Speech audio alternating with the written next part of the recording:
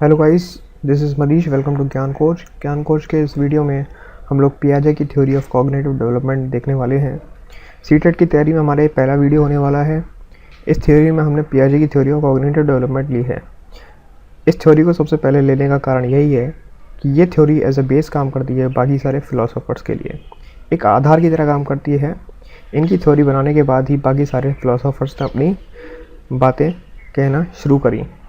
इन्होंने एक महत्वपूर्ण समय दिया है इस थ्योरी को डेवलप करने में, करीब 20 साल। आइए चले देख लेते हैं। इस थ्योरी में हम लोग डिस्कस करने वाले हैं पियाजे के बारे में, basic component of Piaget's theory, stages of cognitive development and education implication. Jean पियाजे के बारे में जान लेते हैं। He was a Swiss psychologist born in Switzerland in 1896 and died in 1980। ये एक स्विस साइकोलॉजिस्ट थे जिनका कि जन्म स्विट्जरलैंड में 1896 में हुआ था एंड डाइड इन 1980 में इनकी मृत्यु हुई थी। He was the father of child psychology के फादर कहलाए जाते, क्योंकि सबसे पहले इन्होंने बच्चों का संज्ञानात्मक विकास किस तरीके से होता है ऑब्जर्व करना शुरू किया था। सबसे पहला ऑब्जर्वेशन माना जाता है इन्होंने अपने 3 बच्चों पर किया था। उसके बाद हज़ारों स्टूडेंट्स पर इन्होंने ऑब्जर्वेशन किया अपना। ही वॉज रेडिकल कंस्ट्रक्टिविस्ट और कॉग्निटिव कंस्ट्रक्टिविस्ट।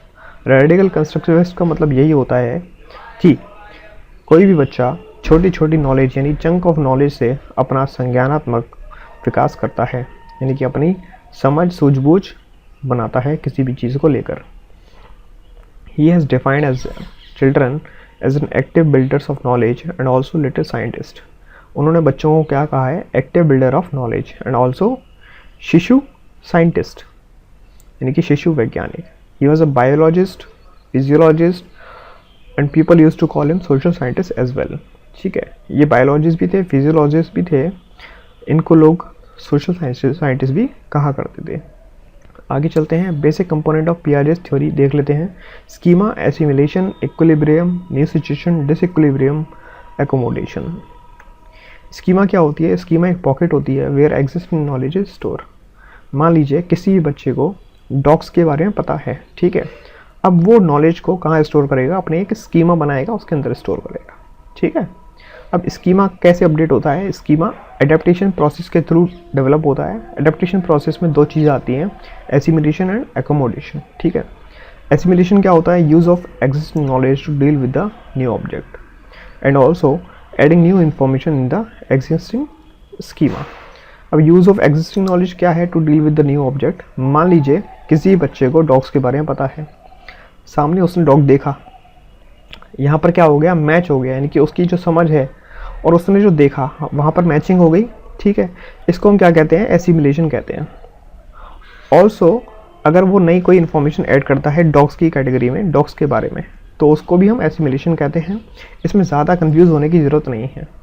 मैंने देखा है अक्सर बच्चे एसिमिलेशन एकोमोडेशन में बहुत टाइम कंज्यूम करते हैं पढ़ने में, ठीक है। ये दोनों होते हैं क्या हैं, ठीक है।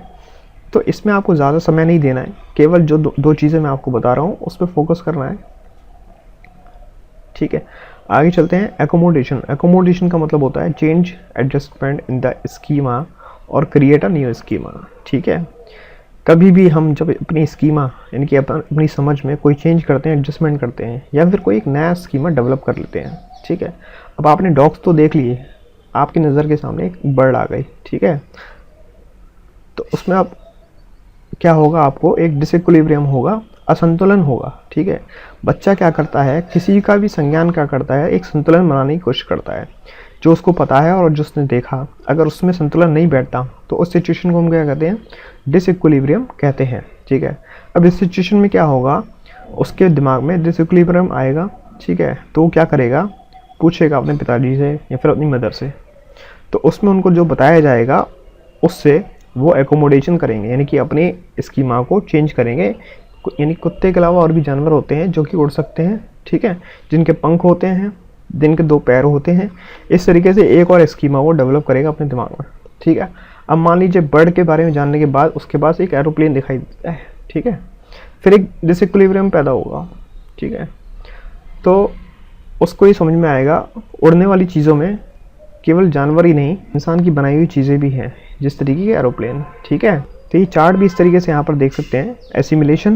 एसिमिलेशन के बाद, एसिमिलेशन जब भी होता है तो इक्विलिब्रियम होता है उसके दिमाग में, ठीक है। यानी कि जो आपने देखा और आपकी जो समझ है वो मैच अगर कर जाती है तो उसको क्या कहते हैं, इक्विलिब्रियम। उसके बाद कोई नई सिचुएशन अगर आपके सामने आती है, ठीक है, तो उसको क्या बोलते हैं, उसमें क्या होता है, डिसइक्विलिब्रियम होता है। अब उसके बाद आप उसमें क्या करते हैं, एकोमोडेशन करते हैं, अपने स्कीमा को एडजस्ट करेंगे, चेंज करेंगे, या फिर एक नया स्कीमा डेवलप करेंगे अपने दिमाग में।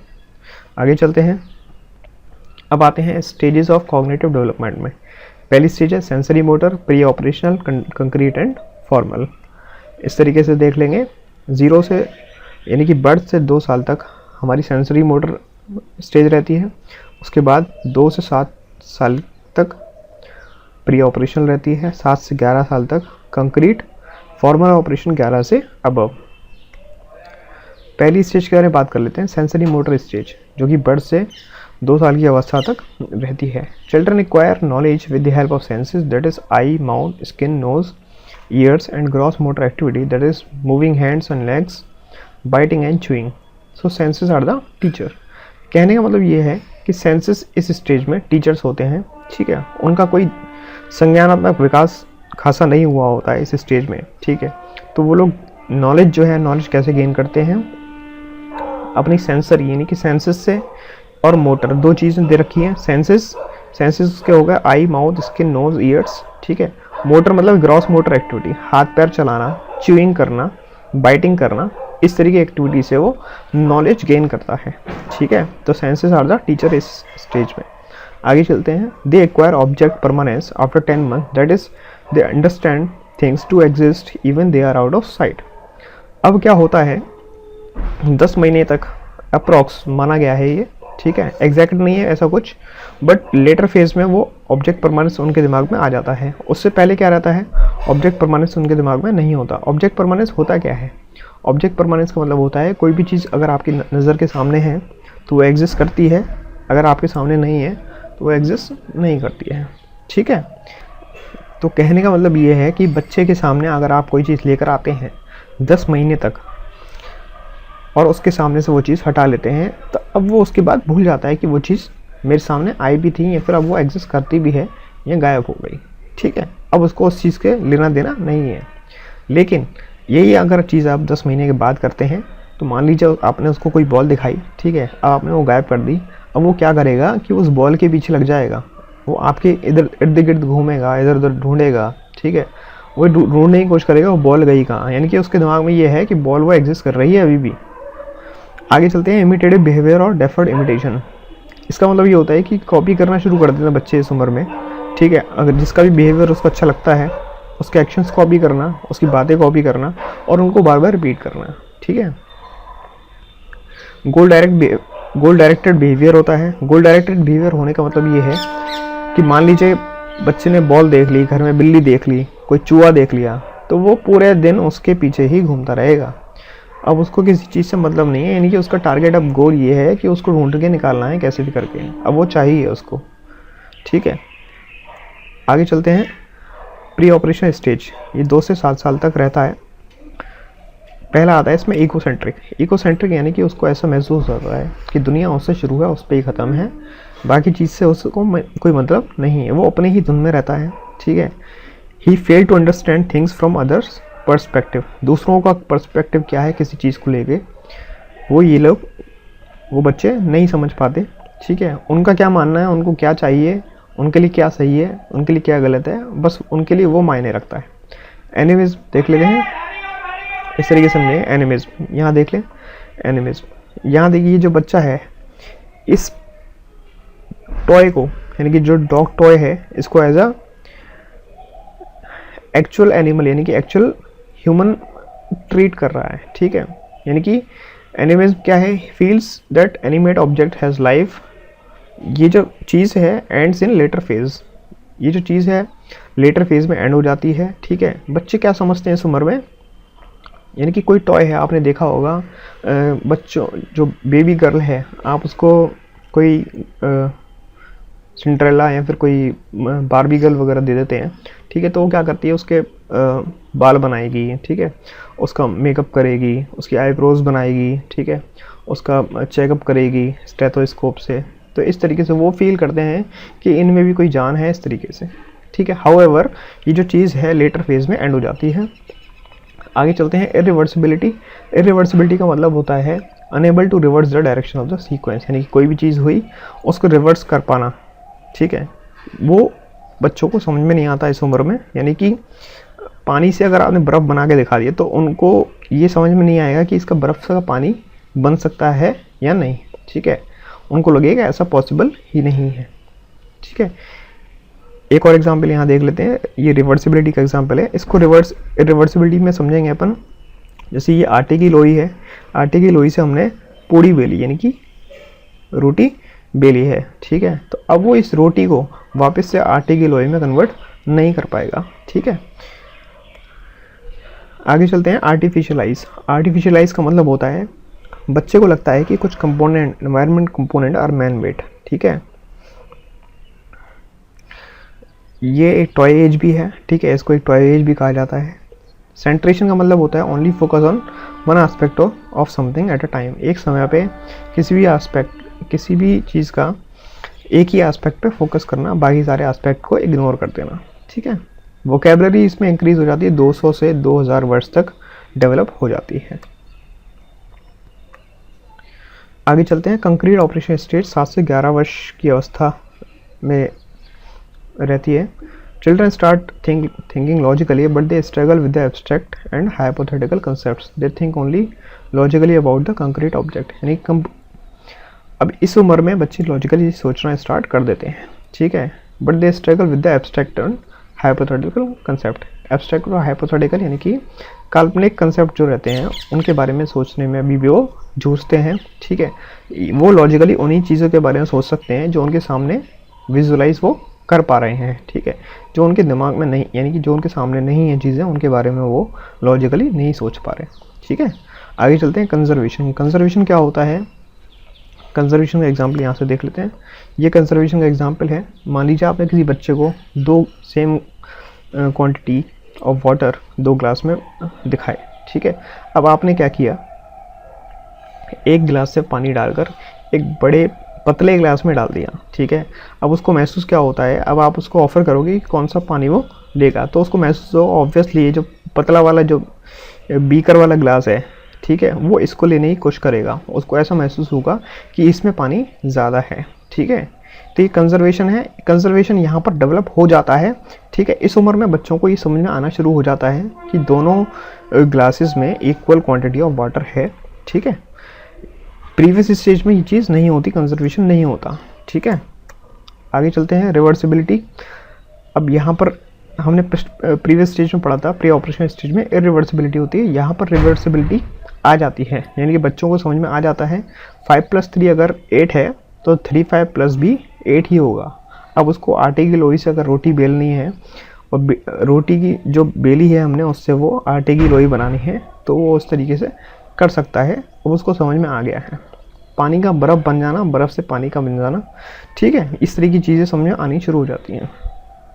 नेक्स्ट पॉइंट है डिसेंट्रेशन। डिसेंट्रेशन सेंट्रेशन का अपोजिट है। सेंट्रेशन में बच्चा एक ही एस्पेक्ट पे फोकस करता है किसी भी चीज़ का। डिसेंट्रेशन में अब वो दूसरे एस्पेक्ट पे भी फोकस करना शुरू कर दिया है उन्होंने, ठीक है। सीरिएशन क्लासिफिकेशन करना शुरू कर दिया है। सीरिएशन का एग्जांपल देख लेते हैं। यहाँ पर देखिए, सीरिएशन यानी कि स्क्वायर शेप की चीज़ें हैं वो एक ही लाइन में लगाना शुरू कर दिया है, ट्रायंगल एक ही लाइन में, सर्कल एक ही लाइन में, ठीक है। तो इस तरीके से वो सीरिएशन क्लासिफिकेशन उसके दिमाग में अब डेवलप होना शुरू हो गया है। नेक्स्ट देख लेते हैं फॉर्मल ऑपरेशन स्टेज, जो कि 11 साल से ऊपर की अवस्था में रहते हैं। पहला आता है abstract thought. They start understanding the feelings like anger, love, hate, इस तरीके की फीलिंग्स को समझना शुरू कर देता है। इसके बाद आता है हाइपोथेटिकल थिंकिंग। हाइपोथेटिकल थिंकिंग का मतलब होता है can think about hypothetical situation like what if water ends, ठीक है। एक ये सिचुएशन है कि अगर पानी ख़त्म हो जाए पृथ्वी पर, तो इसमें वो सोचना शुरू कर देगा, अपना दिमाग लगाना शुरू कर देगा इस तरीके की चीज़ों में। इस तरीके के क्वेश्चंस जो है हाइपोथेटिकल क्वेश्चंस होते हैं, ठीक है। रीजनिंग उसकी डेवलप होनी शुरू हो जाएगी, बिकम मोर लॉजिकल होने शुरू हो जाएंगे, यानी कि पेड़ ऊपर की तरफ ही क्यों ग्रो करते हैं, एप्पल नीचे ही क्यों गिरता है, ठीक है। तो इन सब चीज़ों के बारे में वो लॉजिकल होना शुरू हो जाएगा। Child become formally operation, child formally operation हो जाएगा इस स्टेज के बाद। एजुकेशन इम्प्लीकेशन देख लेते हैं इसका। चाइल्ड सेंटर अप्रोच है, पूरी तरीके से चाइल्ड के इर्द गिर्द ही घूमती रहती है कि चाइल्ड किस तरीके से अपनी नॉलेज को, अपने संज्ञान को विकसित करता है। ठीक है, तो ये किसी भी एजुकेशन इंस्टीट्यूट में हेल्पफुल है ये चीज़। ठीक है, किसी भी चाइल्ड को समझने में। Selection in teaching method select करने में आसानी रहेगी इसमें।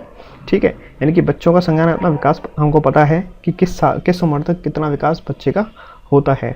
ठीक है, उस हिसाब से उसका करिकुलम, उसका सिलेबस का, यानी कि टीचिंग मेथड जो है डिसाइड किए जा सकते हैं। इवैल्यूएशन किया जा सकता है, यानी कि अगर कंक्रीट ऑपरेशन स्टेज का बच्चा को कंजर्वेशन नहीं आया है, ट्रांजिटिविटी नहीं आई है, ठीक है, तो कहीं ना कहीं उसका संज्ञानात्मक विकास सही तरीके से नहीं हो पा रहा है। तो ये इस तरीके का इवोल्यूशन करने में हेल्पफुल है ये जो थ्योरी है।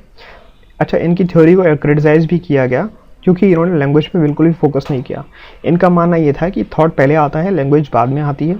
He did not give importance to environment को इन्होंने ज़रा सा भी फोकस नहीं किया। ठीक है, fixed cognitive ability which is dynamic.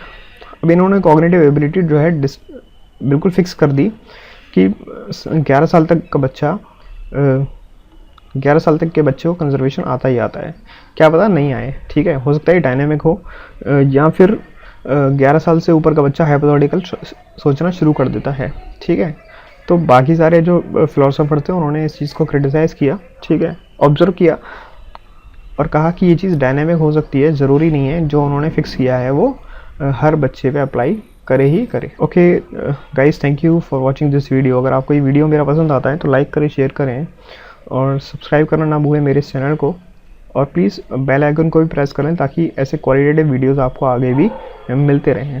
Thank you so much.